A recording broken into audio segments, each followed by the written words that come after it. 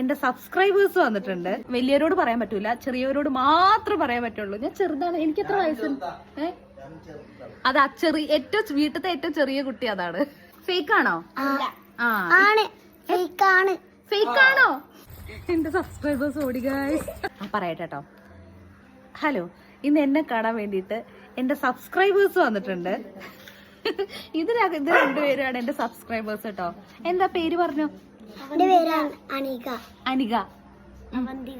അനിക അവന്തികയാണ് വന്നത്. എന്ത് സംശയമായിട്ടാ വന്നത്? എന്തോ കാര്യമുണ്ട്. വലിയൊരു കേൾക്കാൻ പാടില്ലാത്ത കാര്യമാണ്. എന്നിട്ട് എന്നെ വിളിച്ചത് കേട്ടോ. ആ പറ, എന്താ കാര്യം?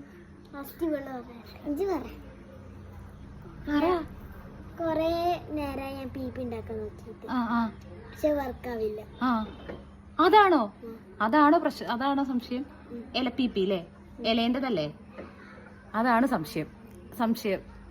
വലിയവരോട് പറയാൻ പറ്റൂല, ചെറിയവരോട് മാത്രം പറയാൻ പറ്റുള്ളൂ. ഞാൻ ചെറുതാണ്. എനിക്ക് എത്ര വയസ്സുണ്ട്? അതാ വീട്ടിലത്തെ ഏറ്റവും ചെറിയ കുട്ടി അതാണ്.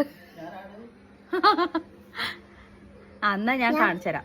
ഞാൻ പറയാൻ വന്നത്, ഞാൻ പീപ്പി ഉണ്ടാക്കി നോക്കിയിരുന്നു. ഒരു കീസ് അച്ഛ കെട്ടാൻ പറഞ്ഞു. എന്നിട്ട് ഞാൻ എന്ത് കാട്ടി, അതിന് ഡബ്ബർ ബാൻഡ് ഇട്ടു.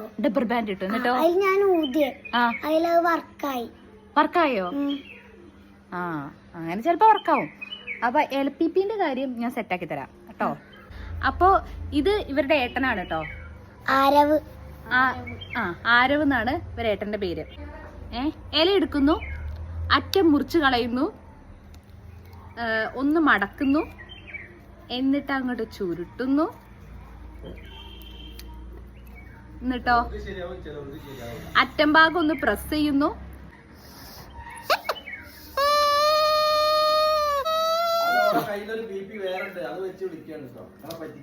അയ്യടാ, അല്ലല്ലോ.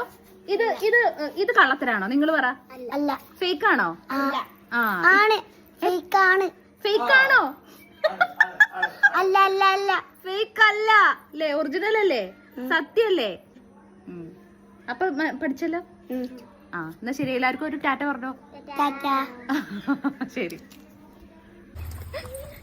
എന്റെ സബ്സ്ക്രൈബേഴ്സ് ഓടി ഗൈസ്.